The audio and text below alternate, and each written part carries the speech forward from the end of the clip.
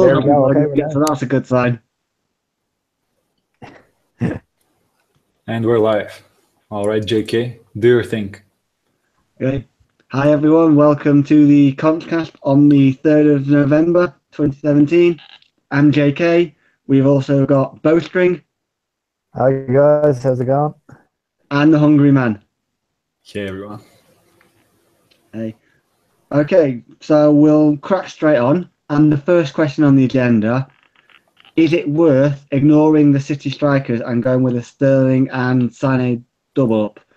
So let's just go from left to right. So Bo, do you want to kick us off? Yeah, look card next week, so it's certainly a question that I've been thinking about. It'd be interesting to see this weekend how who lines up, whether it'll be Aguero or Jesus or the two of them. I mean, it'll be a bit of a curveball if Aguero and Jesus starts and then one of Sterling and Sané gets dropped and up in arms again. Yeah, but Sané definitely looks like the man on form, so I want to get him in. So see how it goes from there. Okay, THM? Well, actually, a friend of mine who is wildcarding right now was asking me the exact same question. He currently has both Sterling and Sané and no City attacker. So it's a really good question, and I'm actually not sure because maybe next week it's going to be a better week to do this. This week I'm pretty sure that Aguero will start, so I'm actually counting on him getting some points. But long term, I guess it could work out. I mean, I'm not really a big fan of Sterling, even though I have him on my team. I think Sané is the much better player overall. And sometimes I'm baffled as to why Pep is playing Sterling more often than Sané. But I think he's kind of now seeing what's the true way and playing Sané more, because Sané is a really great player, in my opinion, at least. So I don't know. I think it could have some merit, if only because the strikers are so expensive. And actually, long term, I don't think Jesus is a good option anymore. In the beginning of the season, I thought he was a good option because I thought he was more nailed than Aguero. But right now, we see that that's not really the case. At best, they're both not really nailed. So I think if we're going to go with someone up front, it's going to be only Aguero. At least that's for me. So it's either go with Aguero or not go with Aguero and go with two midfielders. That's how I see it. All right, fantastic. For me, I think it's worth considering. I think the big thing for me is Aguero has so much potential, but you just never know. He very rarely plays the 90 anyway, and you never know when he might get benched for Jesus, particularly later on in the season when the knockouts of the Champions League kick in, because it seems to me that Pep prefers to play Aguero in the key games. And that, for me, is a big reason why it might be worth the while. And if you also consider that everybody bar De Bruyne and David Silva are rotation risk within that attack, why not just get the two cheapest options and save it and use the money elsewhere and get, say, Lukaku, who's nailed for 90 minutes every week at least for the time being. Yeah. So for me, I'm looking at Aguero to Lukaku next week with the possibility of trying maybe to somehow squeeze Sané into midfield, though I'm not quite sure how I'm going to do it yet. Okay, cool. All right. So we all therefore basically think it's something worth considering. Yeah. Yeah, definitely. And Jossie would like us to expand on that because he's considering that he wants to downgrade Aguero this week, presumably to Vardy or Firmino, someone of that ilk, or Abraham, to allow him to upgrade Carroll to Sané, on the basis that he doesn't see Aguero as being captainable option. He's planning on that this week, is he? Yeah, it looks like it, although I don't know which team this is for, whether it's for his main team or a Dubai Red team, but it certainly looks like that's what he's considering. It's tough because, I mean, none of us know which way this weekend. You know, you could bring in Sané and he could be the unfortunate one to drop out. It's Yeah, really exactly. tough. Like I said during the week, if you have Man City players at the minute, I just keep them. Like, I see a lot of people going Sterling to Sane or, Jesus to Aguero. Aguero is the safest, if you could say that. But like, who knows who's going to start? Yeah. Well, if the question is for this week only, my opinion would be definitely not do what he's suggesting to do. Because I think Aguero is going to get points this week. I'm pretty sure about it. I'm almost certain that he's going to start. Because it's a big game, City are going to play their top guns. I just cannot imagine a lineup in which Aguero doesn't start on Sunday. And I think if he starts and the game goes well for City, which I think is very probable, then I think Aguero is going to get points. Maybe even a huge haul if he gets a brace and some assists or something like that. So definitely not sell him this week, and especially not to get Sane, because I think there is a big chance Sane gets benched this week. I think it's about 60-40 Sterling Sane starting this week, because Sane played a lot of games and he looked a bit tired by the end of the Napoli game, actually. So I'll definitely wait 1 week for that. After next week, maybe. For this week, definitely not. Yeah, I would go along with that. I think Aguero sat out completely the last game in the league. Sané started pretty much 5 or 6 on the spin. Sterling's been here and there. So you'd have to say that Aguero and Sterling are probably the two freshest attackers they have. And then you're looking at one of Jesus, Bernardo, or Sané for the third spot. But who knows what the hell Pep's going to do? I don't even think Pep knows what Pep's going to do. Yeah, for sure. I think it's just a logical thing, because Jesus started against West Brom. Isn't the easiest game, but really do much. And then Aguero plays midweek, big game, and he does quite well. So you'd imagine that Pep would just play the better strikers in form. They both played the same minutes over the last 2 games. West Brom didn't play midweek. And Aguero missed West Brom minutes for the last 2 games anyway. So yeah, exactly. All right. So on a similar subject, Pirlo's pen would like us to simply ask about a distinction between Aguero and Lukaku. Okay. And simply put, which one? All these questions are all what team Pep is going to pick from week to week. Yeah. Yeah. Like you said, JK, with Lukaku, you're going to get somebody who's nailed on. I mean, I'm going to be on wildcard, and I definitely want Lukaku in there. United back from injury soon. You'd imagine that they'd only start improving now. Yeah, I'd go along with that. It's a tough one. Lukaku, no worries about when the team sheets come out whether Lukaku's name is going to be there. Yeah. And he's still going to be there at full time. So there's 90 plus minutes worth of points going opportunities, whereas Aguero could easily go off after 65, 70 minutes. Yeah, and it's like we were talking about during the week, captain ability as well. You've got 3 possibilities. He starts, he could score, or maybe 4 actually. He starts and he scores. He starts and he blanks. Comes on for a point, and he doesn't start, and your vice captain kicks in. With Lukaku, he's going to start, so he's going to score or he's going to blank. Putting all that hassle out. That's just what I think anyway. All right, THM? I'm going to play a little bit of devil's advocate here and ask, is Lukaku really going to be dead nailed once Ibra is back? Because I think that it's not too long now until Ibra is back. I heard some rumors that he could even be back before the new year. Maybe JK can enlighten us here, being a United fan. Is that true? He is well on the way, and I think there's definitely an argument there that Ibrahimovic hasn't signed a new contract, as some people seem to want to think, just to go and sit on the bench for 90 minutes every week. So there are possibilities that he could play them both. That's certainly a possibility, because one thing we seemed to lack last season with people who are going to run beyond Ibra when he likes to come deep, and Lukaku will give you that.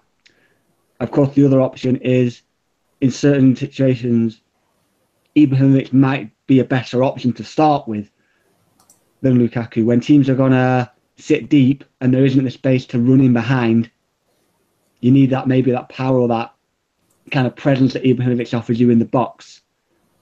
Whereas if a team's going to be more expansive, Lukaku's got more space to run into. But I would still back Lukaku over Aguero in the sense of Lukaku's very unlikely to be subbed when he does start. Okay.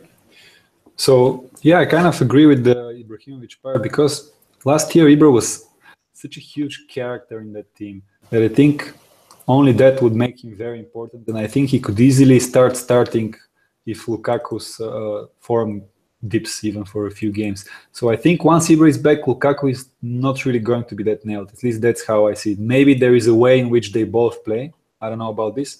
But I could see a time in which if Lukaku doesn't has a few bad games, Ibra just starts the next two games. So for now, yes, Lukaku is definitely nailed, but I'm not sure when Ibra comes back what's going to happen. So then, if they're both not very nailed, I would definitely be picking Aguero because of the way City are playing and all the goals that they're scoring.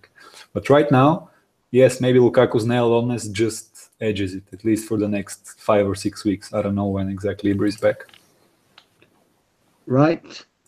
And that's it. Yeah, I think that's a fair comment. Stick with Lukaku for now, knowing that he's also at a decent enough price point that, assuming you already have Kane, you can pretty much get rid for any striker you want if it becomes an issue of the nailedness no longer being there.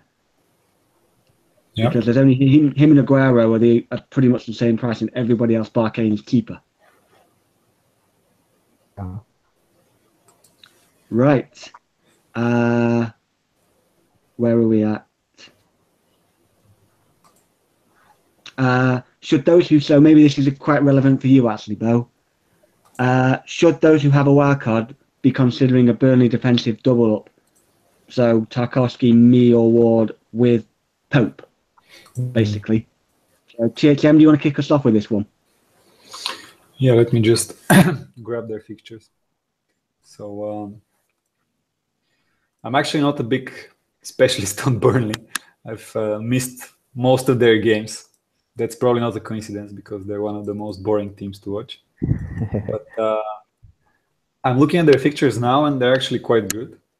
They have only Arsenal at home is their worst fixture for the next, I think, 8. So most of them are green fixtures and good fixtures. So I think a lot of it depends on actually if Sean Dyche is going to stay there. And that might not be the case because, I mean, Everton seem like they're pretty poor right now. I think they lost 3-0 now in Europa League, so that's pretty terrible. So I don't really see the owners there choosing, I don't remember his name, David Unworth or something. David Unsworth. Yeah, exactly. I don't really see them going with him, so they're probably going to go with someone else. They're maybe going to try Dyche. So if he goes away, I'm not sure what's going to happen with Burnley because I think he's a big part of why they get so many points. He's kind of like a mini Tony Pulis or something, or maybe even now better than the Tony Pulis himself. Who knows? But I would be wary of that. Basically, I guess my question would be maybe not double up, just a single defender if you're keen on Burnley. Okay, I'll kick on with that. And yeah, TTM, the dice point is quite a big one because he's got them playing that way, and that's what's made Heaton in the past and Pope now such a good option because they restrict the areas generally that teams can get shots in from, which produces plenty of saves for the keepers usually. But if Dice was to go, would somebody else come in and change the style? Or would they bring somebody in who wanted to stick with that? And then there's the whole factor of whenever a new manager comes in, you never know if they're going to prefer the same players to the previous guy. You've only got to look at Leicester and suddenly realise that Puel comes in and straight away Albrighton's on the bench and Gray's in the team and Chilwell's suddenly playing out of position and Nakazaki's on the bench. So there's definitely there's an argument for it, given how well they're doing, but there is the risk if Dice does up sticks and go to Everton. So that's my 2 cents. What about you, Bell? Is it something you're looking at for next week? Yeah, it's something I'm considering. I don't know about the double up, but considering holding on to me. If not, maybe swap to Tarkovsky. He looks a lot more threatening, more likely to get a goal. But then we seen last week, he was bossing the bonus points, and then card just everything seemed to go downhill from there. Me start making blocks, clearances, interceptions, up the ranks, up the points. But yeah, I think a lot hinges on whether Deutsch stays or goes. At my potential wildcard team and what kind of defenders I want to get. So Jones obviously stays to Moreno, and maybe get in Otamendi if he still looks nailed when Company returns. I imagine he will be. And the only way the only positive rather I can see for holding on to me is maybe game week 16. I was just looking, because game week 16 there's the Manchester derby and the Merseyside derby, so that would kind of leave me a bit short on defensive options. But I was just looking. Burnley they're at home against Swansea in game week 12, which is a game that you really bringing in me for, or at least holding onto them for, because they've kept clean sheets against a home to Crystal Palace, a home to Huddersfield, Newcastle there last week. So kind of lower down teams, when they're at home, is where they where they seem to excel. 12 they have Swansea at home. Game week 16 they've Watford at home, and game week 17 they've Stoke at home. But I was just looking at game week 12. United have Newcastle at home, so I would be playing Jones there. Something at home, would be playing Moreno there. So I could play me at home against Swansea. I mean, Chelsea are away to West Brom. Watford have West Ham at home. Brighton have Stoke, and Bournemouth have Huddersfield. So there's kind of a lot of other teams there with. And then game week 17, likewise, Manchester United are at home against Bournemouth. Liverpool are at home against West Brom. That's the bogey team. There's very. Oh yeah. So, but it's really game week 16 is ideal. But I don't know if I'm just for that 1 week when there's kind of like 4 weeks, in between. So it's just something to keep in mind anyway. Yeah, but it's always good to have options available. Yeah, true. Especially over Christmas, a guy who's nailed on is invaluable, and someone like me, is not gonna miss out unless he's injured. Yeah, that is a good point. Like, I mean, even if you have a good fixture on the bench, an injury can happen, and then you're glad that you kept him. Yeah, and I can tell you now, Phil Jones will not play every game over that Christmas period. Exactly. He will not. He will get rested for one of them. Yeah. But I'm definitely thinking of holding on to me, because I mean, for 4.5, I don't know if there's that much better value anywhere else. Like you said, there will be rotation, and players will be dropped when you least expect, or rested when you least expect it. So I'm not sold on the double up. We're getting a lot of stick because I'm going with Minole on wildcard, but feeling about him. If Dice goes in, let's assume over the international break, how much is Mino? Is he 5 million? I think. So basically, if assuming over the international break, Dice was to up sticks and join Everton, would that take me towards Pickford? You see, ideally, I'd like to see how they play first. Yeah, there's something in that, I guess. I mean, there was a lot of debate like during the week over Deutsch might do at Everton, so yes. I'm kind of in that point where I just want to wait and see how things go. I don't want to jump on any trains too early. So are you going to be going double Liverpool defense then? Yes. You must be a glutton for punishment. We're bad enough with Moreno.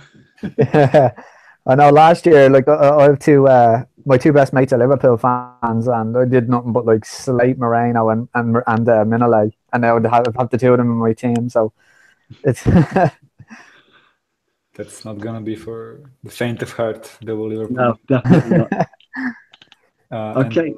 can I maybe just expand a little bit on the Burnley topic by asking a Yeah. question, because I actually really am not sure. So if one was to get a Burnley defender, which one do you think is the best option? Is it Ward, is it me, or is it Tarkowski? Bo?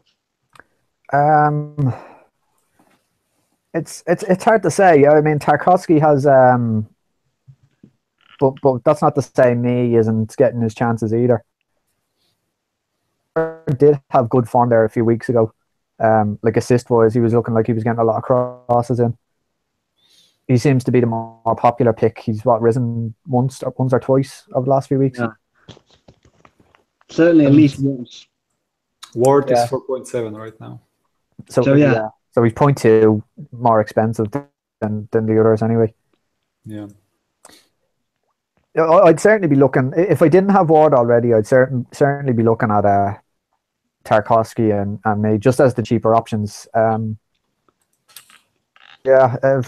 Last week, bonus points, Tarkowski was doing very well in the bonus points, and then me just came out of nowhere and got all three. So it's hard to say, actually. I haven't looked at other games or the season to see who's doing better on the baseline ones. So actually, something that I'm noticing right now is me only has 1 yellow card and Tarkowski has 3. So that's There's also the fact that me isn't on. Well, he's been sitting like a bit like Cedric, to be honest. He's been sitting at close to a drop for quite a few weeks now. Yeah. Although I do. Right now he's on minus 78 me, so he's kind of. So he's moving away. Okay, so I'd probably go for me. Yeah. I think. Especially with those 3 yellow cards, because I mean, if he picks up one more, you're just going to be worrying all the time. Even planning transfers, you'll be saying, "Oh, if I make this transfer, what if he gets that 5th yellow card? You know, it could cause problems." Probably go with me. Yeah, so I guess me it is. So yeah, me would be the one. We only have one more question on the agenda for this week, which again comes from Pirlo's pen, and it's literally a discussion about third strikers. Now he specifically mentions Abraham.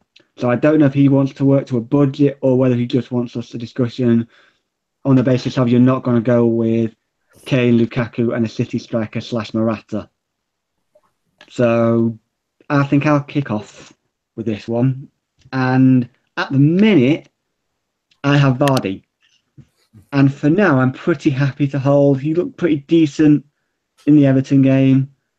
Stoke are without Shawcross again, which is... I was posting some stats before that Shawcross and Stoke, when he's fit, they pretty much average 1 goal a game against. When he's not fit, it's 2 or 3 against in most games. Paul's got the Mahrez, looks like he's firing again. Gray's coming into the team with a point to prove. So for now, I'm happy enough with Vardy. I think if I was to go for somebody else, I would be looking at Callum Wilson. He's got decent enough fixtures when he gets back in the team. He's proven in the league. I think he's a big reason why Bournemouth have struggled for goals for the most part, except for Josh King's ridiculous spell at the end of last season. 5.9, low ownership, penalties and good fixtures. I think if I was taking a punt there, I think I'd go for Callum Wilson. What about you there, THM? Well, that's actually a very good question, and I'm wondering the same thing myself. I currently also have Vardy, and I'm actually pretty happy with Vardy right now. As you said, there are some factors that are making Vardy look like a good choice right now, at least to keep currently. So I'm definitely keeping him for Stoke. And actually looking at his fixtures, they're pretty good in a long-term kind of way. If you look up to game week 18, it's mostly green fixtures. He only has Man City at home and Spurs at home are the tougher ones. The other ones seem kind of easy. So if Vardy actually has a good result at Stoke, which I think he could have a good result, and the odds actually confirm this because he's, I think, fifth most probable to score this week according to the odds, which is pretty good. So if he does well at Stoke, I might be tempted to actually hold on to him for the next 7 weeks or so. So that's my plan for now. But I can see your point with Callum Wilson. The problem is I thought the same about him. I'm not sure if it was last year or the year after last. Everything looked so great about him, and I got him, and he only blanked for like 3 or 4 weeks or something. It was terrible. He didn't do anything. And I think later he even got injured with the cruciate ligament.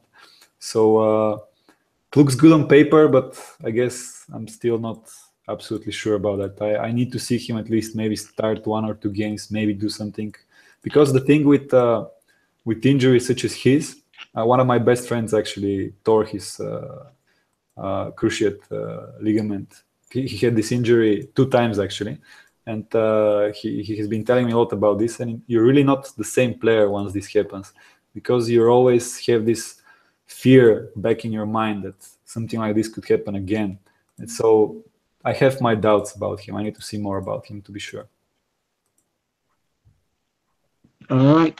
And so lastly, Bill, maybe it's definitely one for you. So who have you actually got in mind then for next week when you play the wild card in that spot? Well, I might just leave Tammy there, because I ditched Bonnie this week and I brought Tammy in. So he might just stay there unless Callum Wilson gets a run of games. He has a few, but he came on like for about the last 20 minutes against Chelsea, and that's his first I think this year. So definitely want to see a little bit more of him before I commit to him. Yeah. So, but yeah, we know what he's capable of. But like THM was saying there, he's coming back from a very long injury. Is it the same injury that he got in the 2 years ago? Yes. Yeah. So like THM there said, it's always going to be in the back of your mind. You might be giving it 100%. See how he gets actually something more about Callum Wilson.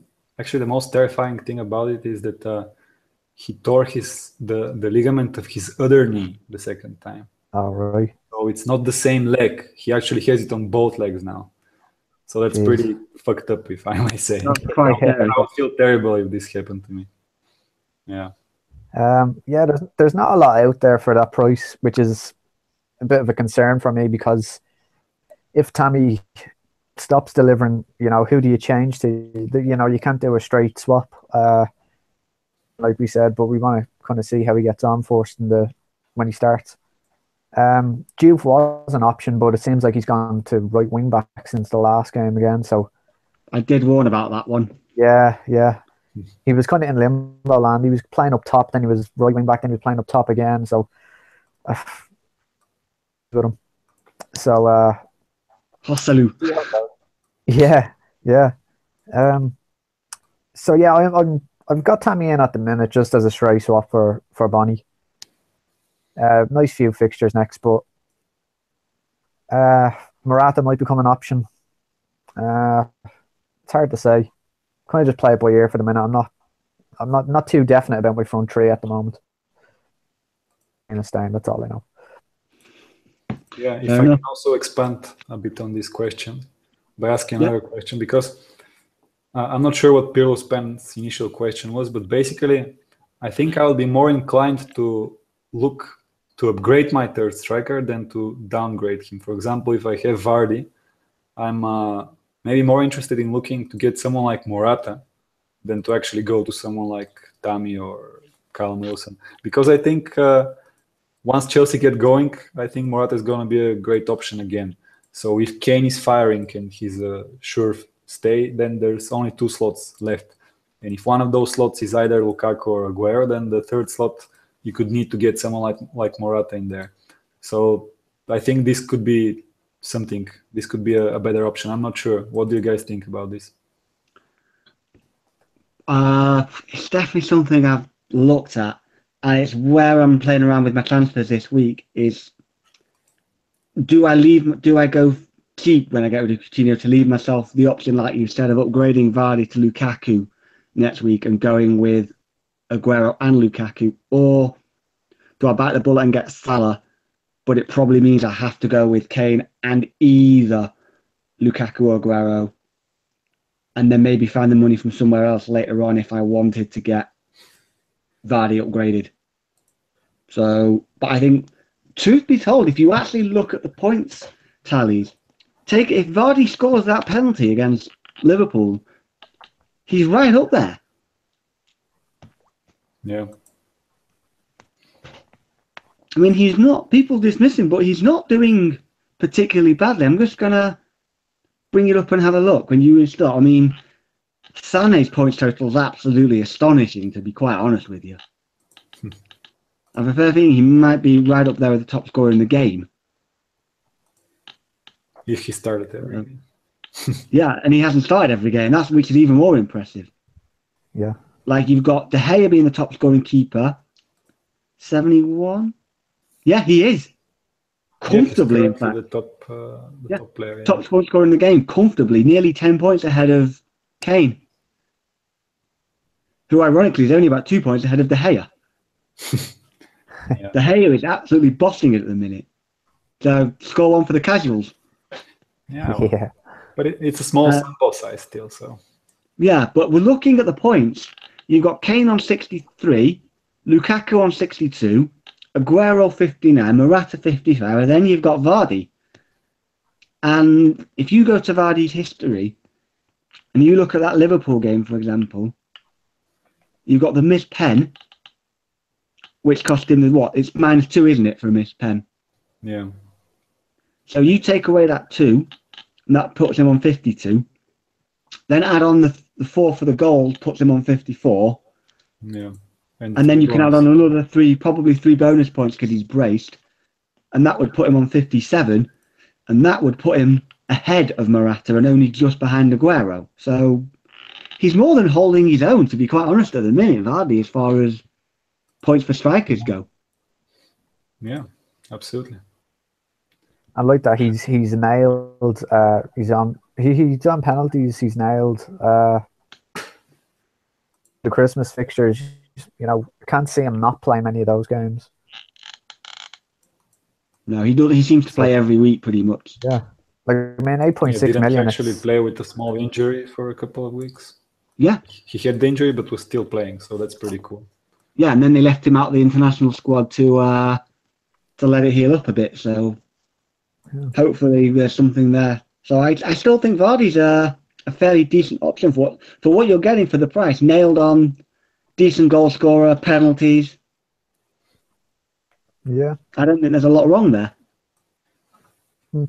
Absolutely. Good shout, actually. I'm definitely keeping for now, but it was just an idea for the future.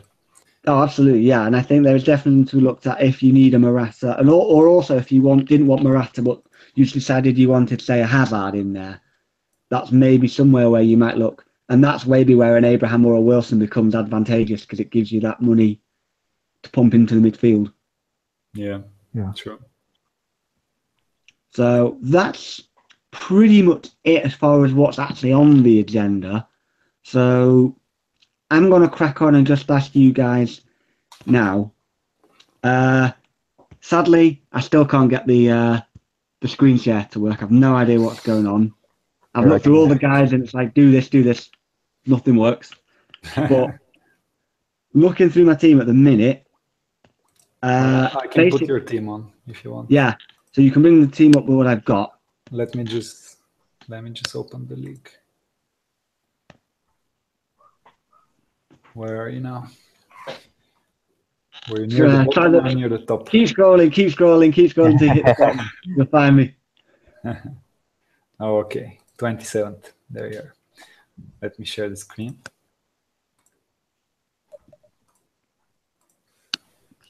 So can you see it right now? Yeah. There you go. So that's basically you. Yeah. So there's a very, very obvious problem within that team, and it's Philippe Coutinho. Yeah. Now, I have only 0.1 in the bank, but I do have 2 free transfers. So my current debate is, do I take a punt on a Gross or a Zaha or a Son in there for Coutinho and bank /roll the other one over the international break? Or do I downgrade Davies to either Moreno or Daniels and use the cash to get Salah? Well, first of all, let me say that will teach you next time you want to go with a differential. Yeah, that scared me, The didn't obvious Salah choice. it? Yeah, that went well. Yeah. Okay, I guess I can go first. Well, it's a tough one, but I really think there's a huge chance that Davies does not start this week. I would agree with that. I think that if there is a week in which Rose starts, I think this is the week. It's just everything, all the stars are aligned for Rose to start now. So if Davies doesn't start, it really looks like a good option to actually sell him. I'm leaning that way anyway because I think even with Rose, even if he does start, Rose is back now. We know he's alive and he's playing, and we're heading towards that busy period. And we know that Pochettino loves to rotate his fullbacks. Yeah. So basically, yeah, Davies just isn't a long-term option for me. So if you're gonna do it now or next week, if you can use the funds now, I think it's a good option to actually sell him.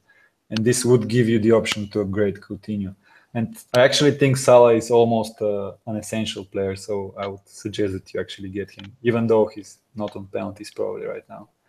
Yeah, so I think this is the no-brainer move. This is the obvious move. Get Salah, get a cheaper defender for Davies. Yeah. What else are you considering except? Well, literally, it was just whether or not. Basically, the only other options were don't get Salah and get a cheaper option. I have up to 9 million, so either go budget with like a Mahrez or a Gus, somebody like that. Go for a punt on somebody like Son, or keep Coutinho, use my bench, and get rid of Fabianski for Pope. I see. Well, here we have the Liverpool fixtures, and I really think Salah is almost a must-have during this run. Yeah, I mean, take away Chelsea, and even that's a home game, so you never know. And that's just an unbelievable run. Yeah, and I don't know. I wouldn't want to go through these weeks without Salah. Yeah, and I will be honest. I will definitely get him. That following this season, almost every time Liverpool play, I'm scared shitless because Salah. The amount of times you see it flash up, Salah close, Salah goal, Salah assist, Salah you idiot. So yeah. I think maybe it's time I jump on. So if I sell Davies, it leaves me with 5.4 to get somebody else in. And I think I'm looking at either Moreno or Charlie Daniels as the options there. So which one would you guys actually prefer in that one? Okay, maybe Bo this time. I spoke a lot. I think I'm going to be a little bit biased and say Moreno. But Bournemouth do have the potential around. I mean, they've certainly got the fixtures to do it. But I think if you're going to be bringing in a player basing it on what might happen, what might turn it around. Now, Liverpool's defence isn't great. But I think the upside with Moreno is that he has looked quite attacking lately. I mean, Bournemouth's net 6 looked good, but then you look at the 3 immediately afterwards and you're kind of thinking, that's a bit. And do I really only be playing a sub 5 million-ish defender at Old Trafford at home to Liverpool and then at the Etihad? I know, yeah. Yeah, actually, Charlie Daniels could also be a good option. Yeah, I mean, he's a decent enough option, but I feel like with him, you have to play him every week because attacking threat is just never predictable. Yeah. I don't know. It's. I think both are good choices. I currently have Moreno, actually. So I obviously think he's a good choice, mostly because of their fixtures and because of his price. Because at 4.5, I just don't think you can get much better than Moreno. But Daniels also dropped, I think, yesterday. He's 4.8. So that's pretty cool. And his next 6 are actually really good. And he could get some clean sheets in there too. So it's basically, for me, a toss-up between the two. I guess it's down to personal preference. I cannot say which one is better for the next 6. I mean, I'm also first because I actually started the season with Daniels. and I actually sold him as part of a -8 the week he scored. The same week I sold Gross, the week he scored, the week he braced and assisted. So, you know, those two guys between them have pretty much destroyed me this year. Ouch. I think there's two other upsides as well. I think if Moreno does deliver, and even if he's just ticking over with 6 points, if he's getting clean sheets and not necessarily getting attacking returns, I think he's more likely. People are more likely to jump on him en masse rather than, let's say, Yeah, a I think Bournemouth Daniels defender. needs a goal, doesn't he, to get that kind of mass. Yeah, because I input. mean, even if he doesn't, if he gets a clean sheet this week, you know, at least if he does drop off, you can say, well, look, I made 0.1 or whatever. I think as well as that, even if Davies does play, I think there's a big question mark over Spurs' defence at the minute. I mean, Yeah, they're missing Lloris and they're missing Alderweireld. Yeah, So, Louis. So yeah, you know, and if Rose starts as well, I mean, he started against West Ham and, you know, they didn't do particularly too well. They conceded 3 goals. Now, I know that wasn't necessarily Rose's fault, but weaker at the back. So, but I mean, if it's the difference between getting Salah in and not getting Salah in, I still think I can afford either. I've got 5.4 if I go for Salah. So I can get either one of them. Yeah. Well, I still think the upside is a lot better. Yeah, I guess the more I think about it, the more I feel Moreno is the safer choice. And yeah, I mean, also, Daniels is more of the punt. There's something like that. Who does Daniels play week 16? Because Bro was making that point before about the week 16 fixtures, and it'd be interesting to know who Daniels actually has that week. Yeah, let's see. He's away to Crystal Palace, I think. That's 50-50. Yeah, he's away to Crystal Palace. Yeah, that's 50-50, that one. Because it's at home to Palace, I'd probably back him, but away. Yeah, they could easily concede. I can see them conceding in that one. Bournemouth just aren't the defensive side. That's the problem. Yeah, that's the problem with Bournemouth. I just don't trust them for clean sheets, really. Yeah, but well, Liverpool you also can't really trust. To be fair, you say that, but Liverpool have something like 9 clean sheets in their last 11 home games, or something silly like that. So at home, they're decent enough. 2-2 in their last games. I know they were playing Marylebone in midweek, but even so. Yeah, and there's another thing with Liverpool. It's a bit weird, but I think the more that they're struggling in a game, especially a home game, for example, like they were struggling against Huddersfield in the first half to score, the more their chances of getting a clean sheet get better, because the other team just defends, almost doesn't look to attack, and then Liverpool don't really have to worry about much. So there aren't many chances for their defenders to screw up. So basically, in games such as this, I think there is a very high chance of Liverpool getting a clean sheet. And I actually got Moreno especially before the Liverpool the Huddersfield fixture, because I thought that he was gonna get a clean sheet. Sorry, what were you saying? No, I was going to say that part of me wishes I had made that move last week, but because the Aguero to look at, and I probably would have done had I not done that early transfer of Aguero in. But once I'd decided to do that, I just wanted to keep the 2 frees. So now I'm glad I did, because it's given the option to get Salah without having to take a hit. Yeah. So basically, the more I think about it, I would probably advise to get Moreno. Yeah, I think he's a good option. I don't know about Robertson starting and being a threat to his place. There's a lot of talk about it, but he hasn't started that much, though, Robertson, really.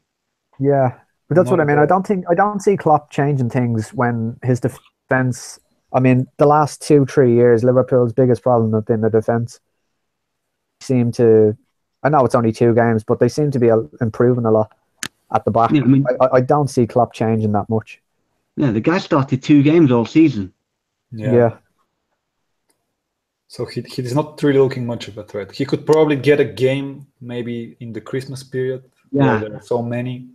And that's the only thing that maybe makes Daniels more attractive, because you would think Daniels is far more likely not to get rotated at that period of time. Yeah, I guess.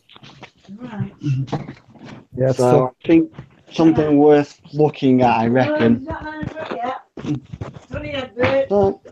So we'll have to look and see, I guess, which one of the two it is that decides to come through. But I think that's where I'll head. Get rid of Davies for one of those two and bring in Salah. Yeah. Seems like good transfers. Yeah. So what about you then for this week, THM? Are you sorted? Are you? Yeah, I can show my team actually. Not much to discuss in terms of transfers because I already made them. But let me just share again. There you go. So this is me for this week. You can see, right? So what moves did you actually make? Well, a bit controversial, but I sold Jesus for Aguero. This is one of my moves. The other one, again, a bit controversial, but I really didn't want to miss any more price rises and falls. So I got rid of Cedric and I got Jones. And it doesn't really look good for this week because Cedric has the better fixture. But when I did it, Cedric was actually on minus 100 again, and Jones was rising. So basically, Jones rose now. Cedric still has not fallen, but I guess it's only a matter of time. But it's one of the things. Jones is a long-term option. Yeah. I had Jones for the first 7 weeks, and then on my wild card in game week 8, I got rid of him. And my plan was to get him back 4 weeks later, because I thought he might concede in the tougher fixtures, and I was wrong. And he hasn't. And he hasn't really. Of course, there's the 1 pointer there from the injury, but yeah, and I mean, he's actually Sunday's got unpredictable. More points. He's actually got even more points during the tough fixtures because he got more bonus. So it was a really wrong decision by me, and I just decided to make it right 1 week early. What do you guys think about those transfers? I mean, when you look at the actual defender points, it's quite startling, really, to look at, because you have Valencia on 59, you have Jones on 58, then you have Aspie and Otamendi, and Jones is significantly cheaper than all of them. Yeah, at least $500,000. He's almost, he's 1.3 cheaper than Valencia for 1 point less. For like 1.1 for 1 point less, he's 1.3 cheaper. It's almost he's almost as much of a no-brainer as arguably as Salah is. Yeah, absolutely. I just decided to make this mistake right. Yeah, I mean, could be worse. You could be Jazzy. I could be who? You could be Jazzy. He sold Kane and Jones for a hit last week. This week he bought them both back for a hit. Brilliant. It's quite ironic, isn't it, that at the start of the season we all thought Lindelof was going to be the easy route into United's defence, 5.5 million, and it turned out to be the cheaper guy. And the cheaper guy, Jones, is it's the better option. It's great. Yeah, and the funny thing I noticed, Jones is now more expensive than Smalling. Yeah. Jones is 5.4. Smalling has now dropped to 5.3. Yeah, but it's actually a bit ironic because Jones seems to be United's best defender right now. Yeah. And he's the cheapest, and he's actually the one that they need the most, because once he got injured against Huddersfield, and bam, they conceded 2 goals. So I would have loved to have seen if he stayed on, like if they would have kept the clean sheet, if he had stayed on. It would have been interesting. Yeah, there's also that, but I think if Bailly had been playing, Lindelof would have been there, and would we have conceded those goals with Smalling on the pitch? Who knows? But I don't necessarily think it would have been as easy. I think Bailly there was also the bigger loss. So I think those two as a pair really somehow works. Shouldn't, but it does. Yeah. So I think they're good moves, THM. Like, I mean, certainly Aguero has to start. Like even as a Jesus owner, I can't see Aguero not starting. I mean, I'm expecting Jesus to be benched. I mean, I'm looking at your team here, THM, and if I was to get Moreno in this week, essentially the only differences in our side would be your Alonso to my 2 promoting. We would have otherwise we'd basically have 10 of the same starting 11 plus Loftus-Cheek on the bench. All right, that's pretty cool. I don't know whether that's good for me, or bad for you. You're like knocking around in sixth, and I'm rooted to the bottom. So either you're dragging me up, or I'm dragging you down. I don't know which way that's gonna go. Yeah, well, great minds think alike, I guess. That's it. Okay, well, that's me, guys. Maybe if Bo has any comments or questions about his team. I'll just bring it up now. Give me 1 sec. I mean, you said you'd done your transfer, right? You did Bonnie to Abraham. I did just a straight swap. Nothing really else stood out to me. 1 second. Oh goodness. No Right, there we psychotic nymphos knocking around on that screen, is there? go. No, I made sure to get rid of all the tabs first. Right. So can you see that? Just bring it up. Yeah. Like if Hayes yeah. is benched, I'd rather him just stay on the bench and try and get Carroll because I mean it's a nice home game. Yeah, it's a decent enough fixture. I I mean, I say you're still stuck with Foster, but you've still got the wild card in your pocket, so that's not that much of an issue, really. Yeah. I was actually debating a lot over whether just to play Foster because, I mean, Huddersfield, they're not exactly... Okay, fair enough. They did very well against Man United. But they are stronger at home. Yeah. They are much better at home. Yeah, so it's kind of just straightforward. Much. So you already made your transfer? Or you still... Yeah, I had a Bonnie, so I just swapped over straight to Abraham. Oh, yeah, you were my Bonnie brother. Yes, didn't go too well. It was a train wreck. Yeah. Aside from having said that, Bonnie, I wouldn't have gotten Jones's 7-pointer and 9-pointer off the bench. So it was not a train wreck. So yeah, but this is Bo. Everything comes up for him this season. And I think we were also brothers when we had Sterling captain for his 0-pointer and Kane vice captain, right? Yes, yeah, that's right. Sterling captain represent. So yeah, that's basically. Have you already decided that you're gonna wildcard next week, or are you just considering it? I'm probably 90% certain that I'm going to do it. I mean, the international break. If anybody week, it might be a good time to catch a few prize rises. But with the way the market and stuff is going, it's a bit odd. So it's kind of hard to say. Yeah, I mean, it's a decent enough team. Foster. I mean, Cedric's fixtures are about to turn, so it's probably a good time to get rid of him. Bellerin's not really worked out for you. Yeah. It's really just the likes of Cedric, Bellerin. Foster. It's more of a defensive wild card than anything because the attack's pretty decent. Let's be honest. I mean, that's about maybe optimal.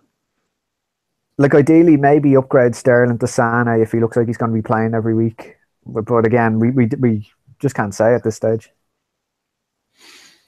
Yeah, it's interesting because you have Eriksen, for example, who is going to be a great option going forward because his tough fixtures are almost done now. Yeah. So it's good that you have him. Jesus, I don't like Jesus. I already got rid of him. You probably would want to do that as well if you were on wildcard. And basically, you can find the cash for Lukaku probably in there. Yeah, that's true. Actually, yeah. Basically, the question for me, the main question is, if you don't wildcard next week, when are you going to wildcard? Because there aren't many weeks left. So basically, by now, I think you have to basically target the week in which the fixtures turn in order to get some value from the wildcard, because you might not get a week in which your team is a shambles and you really need it. So you really have to make the most of it by now. That's why I actually like using the wildcard earlier when there's more market changes and stuff like that. What the hell was that, Bo? It was like the Twilight Zone. Inception. Yeah. So I was thinking about that. If I don't use it this week, when will I use it? Just before the Christmas fixtures build up, it's a bit risky because you don't know who's going to be getting rotated. I think I'll just hold on to it, see if anyone gets injured, and if I don't need to use it, I might just not use it, which is a bit of a crazy thought. Yeah, I don't know. That's too good a chip not to use, I think. Yeah. I mean, it'll be wasted after Christmas, is it? I won't be able to Yeah, use it after week Christmas. 19, I think, is the I last think- week. Yeah, 19 is your deadline. So we Or basically maybe don't. just maybe on the deadline and then get a bit of time before I have to use the second wild card. Might be an idea. Just wait and see for the moment. Well, if the game is going so well for you that you don't need to use your wild card, then you're doing well. Yeah. Lucky, very lucky, Yeah. unbelievably lucky. So I think that's it. There's not much point in a captain discussion. We're all on the same player.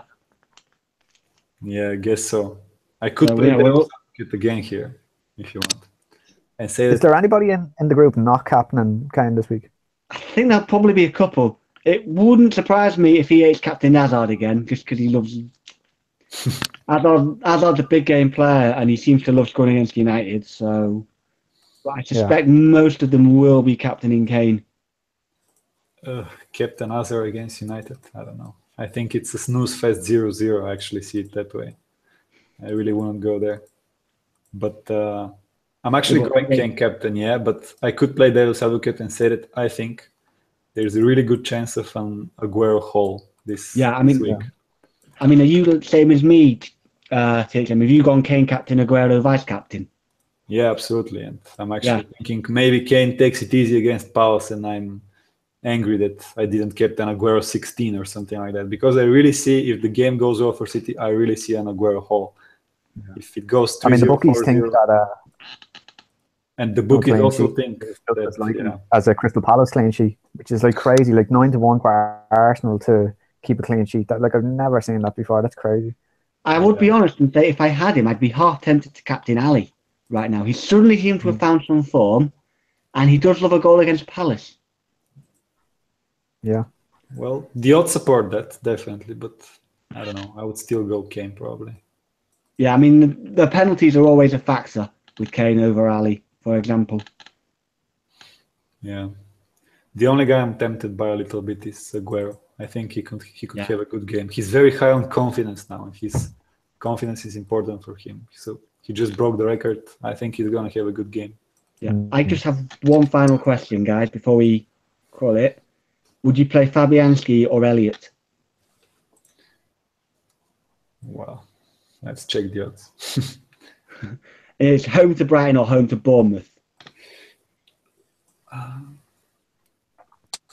I'd probably ask in defending set pieces this season, because I haven't really been checking that much.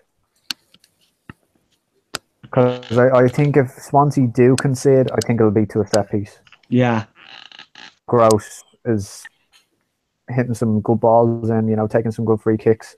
And Duncan Duffy, they were very unlucky not to get on the score sheet. What was it, last week or the week before? I can't remember. There was a game where I think they had like 2 or 3 chances. It was like hit onto the crossbar or something like that. Yeah. Yeah, well, the odds say that you should be playing the Swansea goalkeeper. They have 41% chance of a clean sheet, and Newcastle have 37%. So it's pretty close, I guess. I don't know. Bournemouth are pretty offensive, so I would probably go with Fabianski, I think. I guess that would be my choice. He seems to pick up a lot more saves anyway, doesn't he? Yeah, Fabianski is pretty decent for saves. Probably swing it for me. Even though I'm playing Elliott, I do think Fabianski, at least if they do concede, he might get 3 and 6. So you're looking at an extra point anyway. All right. Cheers, guys. That's it. There's nothing else, is there? That's it. That, I believe, is the Contcast for this week. Done and dusted. Hopefully next week we've got Josly, TFF, Meerlight, and Zofor back. Hopefully next week we'll have a much bigger crowd with us. Yeah. But for now, this is JK saying goodbye. Goodbye for now, lads. See you later, lads.